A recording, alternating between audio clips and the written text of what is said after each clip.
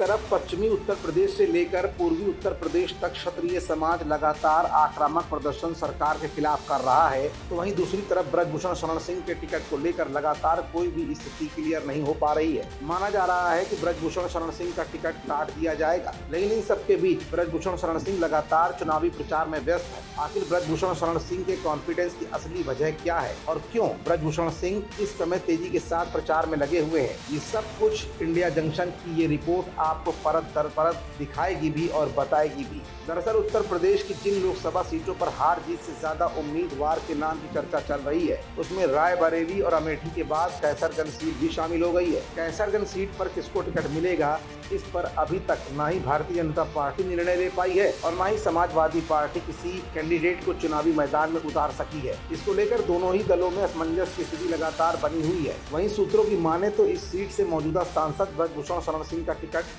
काटा जा सकता है, लेकिन ब्रजभूषण शरण सिंह जैसा दिग्गज नेता किस पार्टी की झोली में जाएगा, ये भी अपने आप में एक बहुत बड़ा सवाल बनकर उभर रहा है। इसके पीछे हरियाणा चुनाव से पहले कैसरगंज सीट का चुनाव होना बताया जा रहा है। उधर टिकट कटने पर बीजेपी को क्षत्रिय विरोध भारी पड़ सकता है। देश के जाने माने पहलवानों के गंभीर आरोपों को झेल रहे बीजेपी सांसद ब्रजभूषण शरण सिंह के लिए मुश्किलें कम होने का नाम ही नहीं ले रही हैं। पहले उन्हें कुश्ती महासंघ के अध्यक्ष पद से इस्तीफा देना पड़ा और अब उनके टिकट पर ही तलवार लटक गई है। सियासी गलियारों में चर्चा है कि भारतीय जनता पार्टी ब्रजभूषण शरण सिंह का टिकट काट सकती है, क्योंकि ब्रजभूषण शरण सिंह को टिकट देकर बीजेपी हरियाणा में चुनाव नहीं हारना चाहती है। हरियाणा में 10 लोकसभा सीटें आती हैं।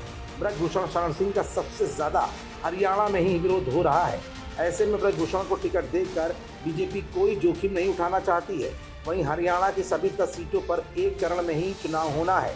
सभी सीटों पर छठे चरण यानी 25 मई को वोटिंग होगी, जबकि गोंडा की कैसरगंज सीट पर 5वें चरण यानी 20 मई को वोटिंग होनी है। जानकार बताते हैं कि हरियाणा से एक चरण पहले कैसरगंज सीट पर वोटिंग होने का सबसे ज्यादा नुकसान ब्रजभूषण शरण सिंह को ही होने वाला है। इस स्थिति में बीजेपी ब्रजभूषण को टिकट देकर हरियाणा की 10 सीटें नहीं खोना चाहती है। हालांकि इस समय हो रहा क्षत्रिय विरोध ब्रजभूषण शरण सिंह के पक्ष में हवा बना सकता है। ऐसा भी संभव हो सकता है कि बीजेपी क्षत्रिय विरोध बढ़ने के डर से इस डैमेज को कंट्रोल करने के लिए ब्रजभूषण शरण सिंह को टिकट फाइनल कर दे।